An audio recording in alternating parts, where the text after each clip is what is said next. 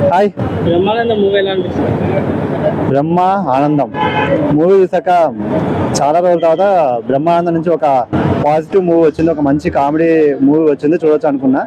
Overall అంటే movie ఎలా ఉందంటే వాళ్ళ సన్ అండ్ మనోడికి ఇద్దరి మధ్యలో వచ్చే సీన్స్ ఏవైతే ఉంటాయో అవి మాత్రం చాలా ఇంట్రెస్టింగ్ గా ఉన్నాయి. ఎస్పెషల్లీ వెన్నెల కిషోర్వి కొన్ని డైలాగ్స్ ఉంటాయి భయ్, అంటే ఇంగ్లీష్ లో చెప్తుంటాడు.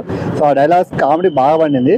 మూవీ ఏంటంటే స్టోరీ ఎలా ఉంటుంది అంటే ఇప్పుడు మనోడు మనకి ఆల్రెడీ ట్రైలర్ లో చూపించాడు కదా.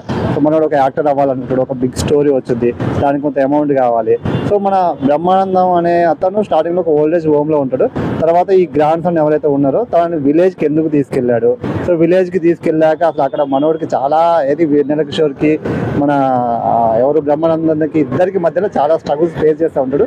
దీని అంతా కూడా మనకు అంటే ఒక ఎమోషనల్ గా అండ్ కామెడీగా ఇట్లా తీసుకెళ్లారు. ఫస్ట్ హాఫ్ అంతా బాగా వెళ్తుంది. సెకండ్ హాఫ్ లోకి వచ్చేసరికి కొద్దిగా నాకు డ్రాప్ అవుట్ అనిపించింది. అంటే ఇంకా క్లమ్జీ అయిపోతుంది ప్రతిదీ, మళ్ళీ అవే స్టోరీస్ రిపీట్ అవుతూ ఉంటుంది, కొంచెం క్లమ్జీ అవుద్ది. సో దానివల్ల నాకు కొంచెం సెకండ్ హాఫ్ డల్ అనిపించింది. బట్ ఓవరాల్ గా చూసుకుంటే మాత్రం అంటే ఈ వీక్ లో లైలా మూవీతో పోలిస్తే మాత్రం చాలా బెటర్ మూవీ ఇది. So definitely one time watchable, ఫ్యామిలీతో అలాగా కూర్చొని సరదాగా అయితే చూడొచ్చు. కొంచెం బోరింగ్ ఉంటుంది, కొద్దిగా అయితే బోర్ ఉంటుంది.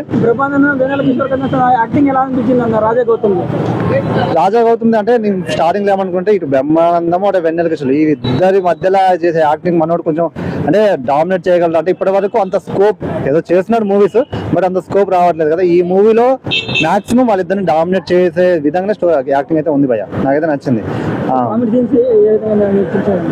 ఆ కామెడీ సీన్స్ అయితే బాగున్నాయి. అంటే మనోడిని ఇద్దరి మధ్యలో చేసే స్ట్రగుల్స్ ఉంటాయి, మనోడికి పెట్టే టార్చర్ ఏదైతే ఉంటుందో అది కామెడీ బాగా జనరేట్ అయింది. వెన్నెల కిషోర్ చాలా ప్లస్ పాయింట్ మూవీలో, ఆ కామెడీ బాగా జనరేట్ అయింది. అంటే కొన్ని అక్కడక్కడ కొంచెం లాగ్, కొంచెం డ్రాప్ ఉంది. ఇక కూర్చొని చూస్తే ఒకసారి చూడొచ్చు అట్లా. ఏం లేదు, జస్ట్ అలా వచ్చి ఫన్ చూసేసి కొంచెం బ్రహ్మానందం కానీ వాళ్ళ యాక్టింగ్ చూసేసి వెళ్ళిపోవచ్చు అంతే. యావరేజ్ చెప్పా, యావరేజ్ అనిపించింది మూవీ అయితే. 100 రెట్లు బెటర్.